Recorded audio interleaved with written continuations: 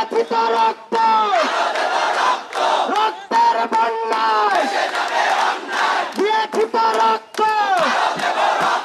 রক্তের বন্যায় আমার ভাই কবরে খুনি কেন বাহিরে আমার ভাই কবরে 1971 সালে পাক বাহিনীদের যে অত্যাচার আমাদের উপরে নেমে এসেছিল সেই অত্যাচারের প্রতিবাদ করতে গিয়ে আমরা সেই সময় আমরা ছিলাম 17-18 বছরের যুবক।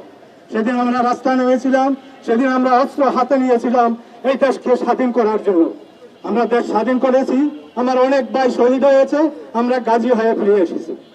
আজকে 55 বছর পরে আবার আমরা সেই স্বাধীনতাকে খুললো আর সে প্রতিধ্বনি শুনতে পাচ্ছি। আজকে আপনারা যে 24 মুক্তিযোদ্ধারা রাস্তায় নেমেছেন, আপনারা একটা কথা আমরা জানি যে স্বাধীনতা অর্জন করা যত না কঠিন, স্বাধীনতা রক্ষা করা তার চেয়ে আরো বেশি কঠিন। আমাদের স্বাধীনতা আজকে যেই দিকে চলে যাচ্ছে, আমরা মনে হয় না আমরা স্বাধীনভাবে স্বাধীন জাতি হিসাবে বাঁচতে পারবো। আপনারা যদি সেই স্বাধীনতাকে রক্ষা করতে চান, আপনারা যেইভাবে রাস্তায় নেমেছেন, আমি আর ঘরে বসতে পারি নাই। আমার 7 বছরের নাতিন 3 দিন আগে আমাকে বলে, দাদা তুমি একজন মুক্তিযোদ্ধা, এখন কিভাবে ঘরে বসে আছো? সেই নাতিনের ইয়েতে উদ্বুদ্ধ হয়ে আজকে আমি তোমাদের সাথে সম্মতি করতে জানার জন্য আমি এখানে উপস্থিত হয়েছি। তোমরা জানো আমরা 2 ভাই 1971 সালের যুদ্ধে 2 ভাই মুক্তিযুদ্ধে অংশগ্রহণ করেছিলাম। সেই অপরাধে আমার বাবা মা বাড়িতে ঘুমাইতে পারে নাই, পাট খেতে, ধান খেতে এবং কি আখ খেতে ঘুমিয়েছে। আজকে তোমাদের বাবার মায়ের অবস্থা আমরা সেটাই দেখতেছি। তোমরা যুদ্ধে অংশগ্রহণ করছো বলে তোমার বাপ মাদের উপর যে অত্যাচার অভিযান করা হচ্ছে, ঘর থেকে ধরে নিয়ে যাচ্ছে, সেই আমি আজকে রাগে গোসে আসলে আমার বয়স 70, সেই 70 বয়সও আজকে তোমাদের পাশে আমি দাঁড়িয়েছি। তোমার সাথে আমরা ইনশাল্লাহ আছি।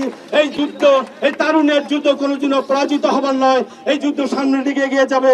আমরা অভিভাবকরা, আমরা মুক্তিযোদ্ধারা তোমাদের পাশে থাকবো।